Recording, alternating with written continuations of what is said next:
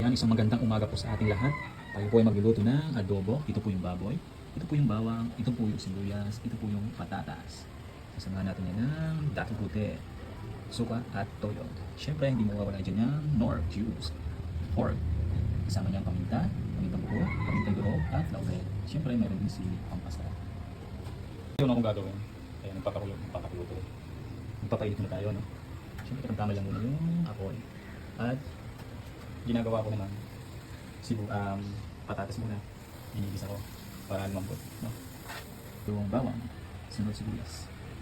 Ayan, isusunod na yung baboy. So ayan, nampisa ko na muna sa patatas. Ayan, iba-iba naman yung diskarte na sa pagluluto ng adobo, no? So bahala naman kayo kung paano yung ginagawa, no? Ako kasi nauna ko yung patatas, gusto kasi malambot.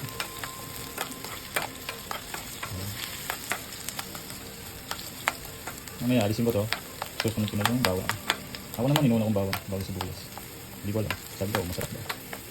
Kaya nilagay na natin ang pinagdad na bawang. Alam nyo guys, mas maganda yung mas maraming bawang, mas maraming sibuyas. Lasang lasa yan. Saka siguradong laman tiyan ko. Wala akong matitira dyan kapag naluto na yan. Try nyo.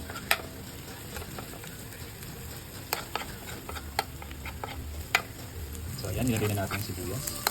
Ayan, halo-haloy po natin. Mamaya-maya, ilagay natin yung baboy. Ayan. Ganyan lang yung sekreto sa pagluluto ng adobo. Napakadali lang. Oo, tinatagtag ko ng maigi yung sibuyas sa bawang. Kasi masarap yan. Lasang-lasa yan sa adobo. Tignan natin ang baboy, no? Halo-haloy lang po natin. So, hindi ko nagpapakita. Gawa ng kailangan kong haluin ito. Ayan. Haluin na yung tapan po natin. Ayan. So, nagtansyahin na kung luto na yung baboy. So ayun, ako na yung baboy, no? Lagyan na natin yung more cubes. Ayan, beef yan, chicken. Okay? Ayan, mahalo na po natin, no? So kakasang ilog po natin. Ayan, itong pino. Mas maganda, mas maraming pino ilagay niya. Kasi yan yung papasarap. Lagyan ko pa rin siya ng buo. Ayan, depende naman yan sa pagluluto mo. Bala ka lang mo gusto. Saka siyempre, bawal yan.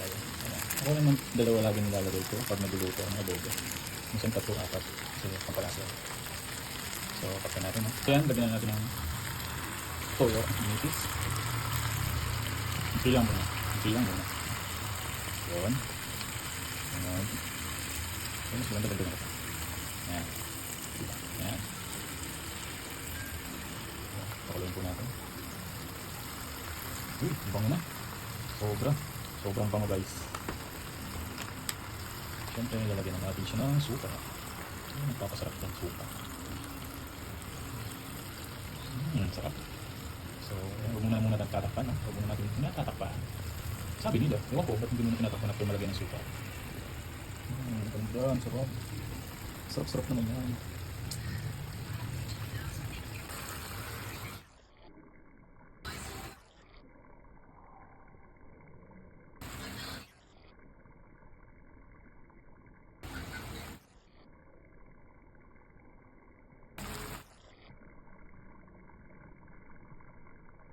So yan, takpan po natin, no? Para palambutin ang karne. Amoy ko ng adobo ni Joshua. Ayan na siya. Diba ang sarap guys? Unlimited rice in the house. Napapasabak na naman sa lamunan si Mrs. Alright.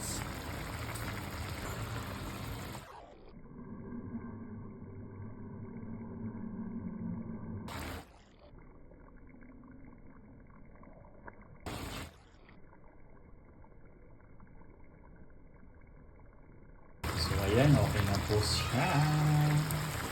Pwede na kumain. Kasi wala pang kanin, yun lang.